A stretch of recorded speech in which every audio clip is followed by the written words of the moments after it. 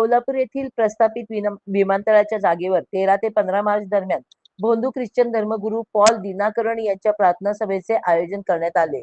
या प्रार्थना सभेच्या कार्यक्रमामध्ये प्रार्थनेने आजार बरे करणे, कॅन्सर बरा करणे, वंध्यत्व दूर करणे, आर्थिक समस्या दूर करणे, दैवी शक्तीने व्यसनमुक्ती दूर करणे, अपंगांना चालवणे, मूकबधीर यांना बोलते करणे इत्यादी प्रकारचे चमत्कार सार्वजनिकरित्या केले जाणार आहेत असे यावेळी सांगण्यात आले। त्यामुळे हिंदू धर्मातील गोरगरीब, अशिक्षित हिंदू समाजातील लोक या गोष्टींना बळी पडणार आहेत। या प्रार्थना सभेच्या अडून नंतर धर्मांतरण केले जाणार आहे। त्यामुळे सांगलीतील सकल हिंदू समाज, हिंदू एकता आंदोलन, चेतना मातंग परिषद यांनी या कार्यक्रमाला सांगली जिल्हा प्रशासनाने दिलेली परवानगी रद्द करावी या मागणीसाठी पत्रकार परिषदेचे आयोजन Sangli circuit house, Madhavnagar road या ठिकाणी केले।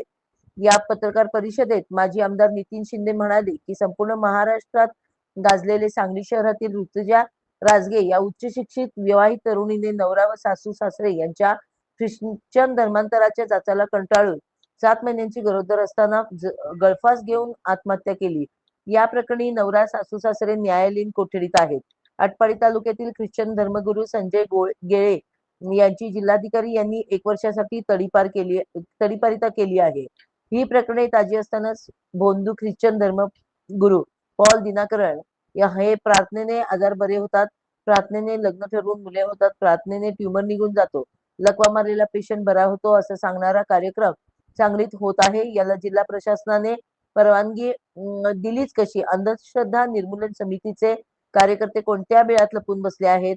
ते या विरोधात आवाज का उठवत नाहीत? सदरचा कार्यक्रम म्हणजे वैज्ञानिक क्षेत्राला आव्हान देणारा असून देशातलं आणि राज्यातलं सरकार 4 लाख कोटी रुपये आरोग्य विभागासाठी खर्च करते, ते काय मूर्ख आहेत का? राज्यातल्या सरकारने नुकत्याच झालेल्या मंत्रिमंडळाच्या बैठकीत धर्मांतरण विरोधी कायद्याच्या प्रस्तावाला मान्यता दिली असून त्यामध्ये 7 वर्षाची सक्त मजुरी, 5 लाखाचा दंड या धर्मांतरण करणाऱ्याला शिक्षेची तरतूद केली आहे। असे असताना जिल्हा प्रशासन परवानगी देतेच कशी? तर ही परवानगी न देता हा कार्यक्रम पूर्णपणे रद्द करण्यात यावा असे यावेळी नितीनराजे शिंदे यांनी पत्रकार परिषदेत बोलताना सांगितले। या बैठकीमध्ये चेतना मातंग परिषदेचे अभिमन्यू भोसले, हिंदू एकताचे जिल्हा अध्यक्ष संजय जाधव, हिंदू एकताचे कोल्हापूरचे भूषण गुरव यांनी आपले मत मांडले। या पत्रकार परिषदेला पैलवान प्रदीप निकम, गजानन माने, अनिरुद्ध कुंभार, सोमनाथ गोटखिंडे, यश पाटील, प्रेम देसाई, कृष्णा नायडू, अरविंद यत्नाळे, सुमित शिंगे, दिग्विजय शिंदे व सर्व सकल हिंदू समाजाचे पदाधिकारी विमानतळाच्या जागेवर महाराष्ट्र प्रेयर फेस्टिवल 2026 च आयोजन ख्रिश्चन समाजानं 13 मार्च ते 15 मार्च त्या दरम्यान आयोजित केलेला आहे। आणि या प्रार्थना सभेसाठी भोंदू ख्रिश्चन धर्मगुरू डॉक्टर पॉल दिनाकरण त्या ठिकाणी त्याच्या परिवारासह प्रार्थनेला येणार आहे। त्याच्या या होणाऱ्या प्रार्थनेच्या कार्यक्रमाला हिंदू सकल समाज सांगली यांच्या वतीनं विरोध करण्यात आलेला आहे। आणि तशा पद्धतीचं निवेदन सांगलीचे जिल्हाधिकारी, सांगलीचे जिल्हा पोलीस प्रमुख आणि कोल्हापूर विमानतळाची जी जागा MIDCच्या अधिकारामध्ये येते त्या अधिकाऱ्यांना निवेदन देऊन हा कार्यक्रम मला परवानगी देऊ नका, या कार्यक्रमामुळे अंधश्रद्धा निर्माण होऊन त्यातून धर्मांतरण होणार आहे। हिंदू समाजातला आणि काठावर असलेला हिंदू त्या ठिकाणी या अंधश्रद्धेला बळी पडून प्रार्थनेनंतर त्याचं ख्रिश्चन धर्मामध्ये धर्मांतरण केलं जाणार आहे। तरी हा कार्यक्रम मला परवानगी देऊ नका। या भोंदू ख्रिश्चन धर्मगुरू पॉल दिनाकरण त्याचे अनेक व्हिडिओ सोशल मीडियावर प्रसारित केलेला आहे. डोक्यावर हात ठेवल्यानंतर ज्याच्या पोटामध्ये किडनी नाही त्याच्या पोटामध्ये किडनी निर्माण होते. ज्याला कॅन्सर झालाय त्याच्या डोक्यावर हात ठेवल्यानंतर तो कॅन्सर मुक्त होतो. ज्याला एड्स झालाय त्याच्या डोक्यावर हात ठेवल्यानंतर तो त्याचा एड्स निघून जातो. जो मुका आहे त्या मुकबधिराच्या डोक्यावर हात ठेवल्यानंतर तो बोलू लागतो. जो अपंग आहे त्या अपंगाच्या डोक्यावर हात ठेवल्यानंतर तो अपंग चालू लागतो. अशा पद्धतीचं त्या ठिकाणी प्रार्थनेच्या निमित्तानं हे सगळे प्रयोग केले जातात. महाराष्ट्र राज्यातल्या सरकारनं 2013 रोजी अंधश्रद्धा नरबळी कायदा केला आणि या कायद्याच्या बरोबर विरोधात या ठिकाणी हा कार्यक्रम या ठिकाणी होतोय. या अंधश्रद्धेच्या विरोधात काम करत असताना अनेकांनी जीव दिलेले आहेत. हा कार्यक्रम या ठिकाणी होत असताना वास्तविक अंधश्रद्धा निर्मूलन समिती की ज्यांना सातत्यानं फक्त हिंदू धर्मातल्याच अंधश्रद्धा दिसतात. आम्ही या ठिकाणी हिंदू धर्मातल्या अंधश्रद्धांचं समर्थन करत नाही, परंतु जसं तुम्ही हिंदू धर्मामध्ये काही साधू संतांच्या बाबतीत अंधश्रद्धाबद्दल बोलता तशाच पद्धतीनं आज या ठिकाणी हा पॉल दिनाकरन येतोय, प्रार्थना घेतोय. त्या प्रार्थनेच्या माध्यमातून अंधश्रद्धा पसरून अंधश्रद्धेच्या माध्यमातून हिंदूंचं त्या ठिकाणी धर्मांतरण करायचा प्रयत्न करतोय. अशा वेळेला अंधश्रद्धा निर्मूलन समितीचे जिल्ह्याचे पदाधिकारी कुठल्या वेळात लपून बसले?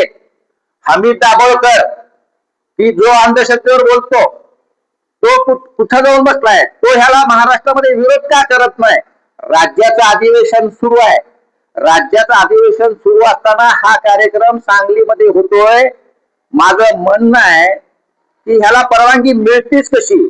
वास्तविक ह्याला परवानगी मिळता कामा नये.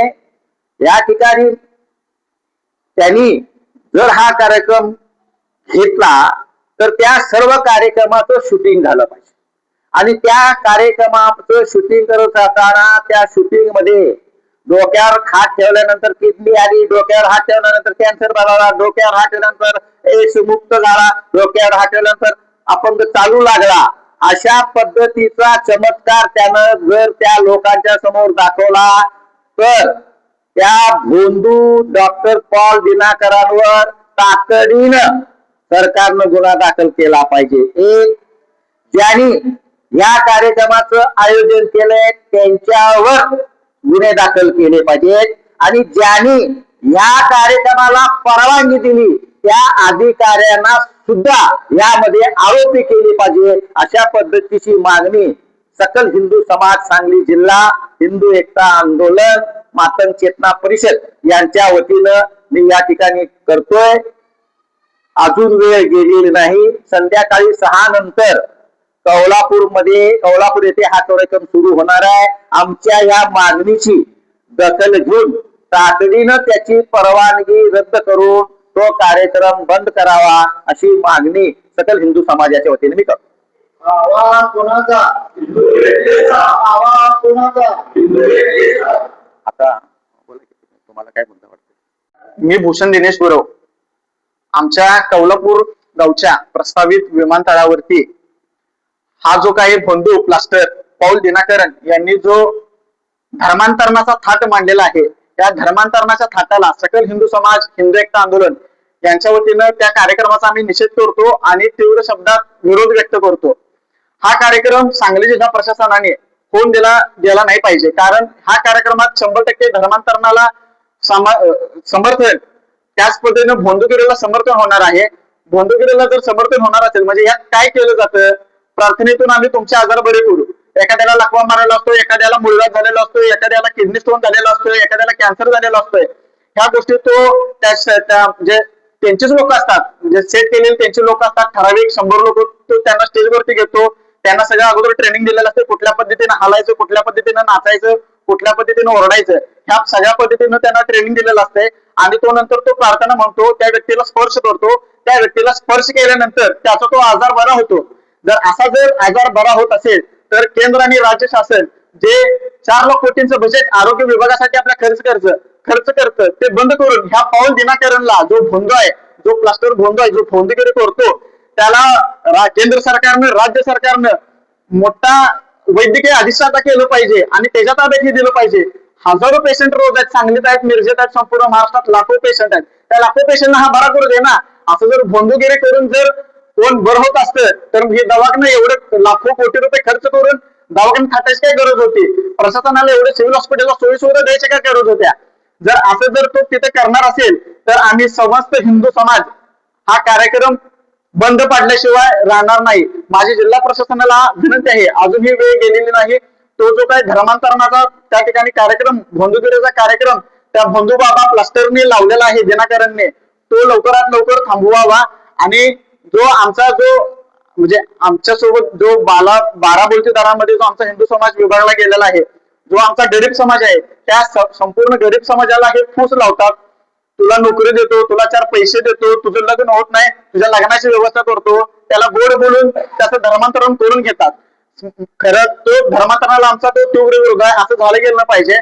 आताच परवा विधानसभेत धर्मांतर विरोधी कायदा लागू करण्यासंदर्भात चर्चा झालेली आहे. तो धर्मांतरण बंदी कायदा महाराष्ट्रात लागू होणार आहे आणि त्याच पार्श्वभूमीवरती आमच्या कौलापूर गावात हा कार्यक्रम होत आहे. हे खरं तर धोक्याची घंटा आहे. महाराष्ट्राच्या विधान भवनात जर हा म्हणजे धर्मांतरण विरोध कायद्याबद्दल चर्चा सुरू असताना धर्मांतरणाला समर्थन असणारा कार्यक्रम कोणी घ्यायला लावला? ह्यात प्रशासनाची काय भूमिका आहे? प्रशासन, जिल्हा प्रशासन ह्यात सामील आहे का? याची सुद्धा चौकशी झाली गेली पाहिजे. आणि जर समजा प्रशासनाने हा कार्यक्रम होऊ दिला तर त्या कार्यक्रमात ज्या काही गोष्टी होतील त्या ठिकाणी जो लोकशाहीचा चौथा खांब आहे, सर्व पत्रकार बांधवांना त्या ठिकाणी बसण्याची त्यांनी व्यवस्था केली पाहिजे. जिल्हा प्रशासनाचे कार्यक्रम पाहिजेत. जे हिंदू धर्मातल्या अंधश्रद्धांवर बोट दाखवतात त्या अंधश्रद्धावाल्यांनी सुद्धा तिथे गेलं पाहिजे, किंवा आमच्यासारख्या हिंदुत्ववाद्यांना तिथे सुद्धा त्या कार्यक्रमात एंट्री पाहिजे. जर त्या ठिकाणी आम्हाला धर्मांतरणाला खत पाणी घालताना दिसलं किंवा भोंदूगिरीला खत पाणी घालताना दिसलं, त्या ठिकाणी लगेच तात्काळ कार्यक्रम हा पोलिसांनी बंद पाडला पाहिजे आणि संबंधितांवर कठोरातले कठोर गुन्हे हे दाखल केले पाहिजेत. ही अशी आमची भूमिका आहे या ठिकाणी. मी अभिमन्यू गोविंद भोसले, मी मातंग समाजाचा आहे आणि हे जे कार्यक्रम घेतलाय ते सरळ मातंग समाजाला बोलवण्यासाठी कार्यक्रम घेतलेला आहे. आणि या धर्मांतर होतं हे कार्यक्रम बघितल्यामुळे धर्मांतर होतोय. आणि या कार्यक्रमामध्ये त्यांनी आजार बरा होतोय. आम्ही काय त्याचे ते व्हिडिओ काढले, त्यांना पाठवलेत, एसपीना दिले, कलेक्टर दाखवले, त्यात मॅडम दाखवले होते, तरी पण त्यांनी हा कार्यक्रमाला परमिशन दिले. तर हा कार्यक्रम परमिशन कॅन्सल व्हावं आणि त्या भोंदू फादरवर गुन्हा दाखल करावा. जास्त करून तिथं मातंग समाज येतो, त्यामुळं त्या ज्यांनी कार्यक्रम घेतलाय आणि ज्या पॉल फादर आहेत त्या फादरावर 18शीचा गुन्हा दाखल झाला पाहिजे, अशी आमची मागणी आहे मातंग चेतना परिषदेवरती.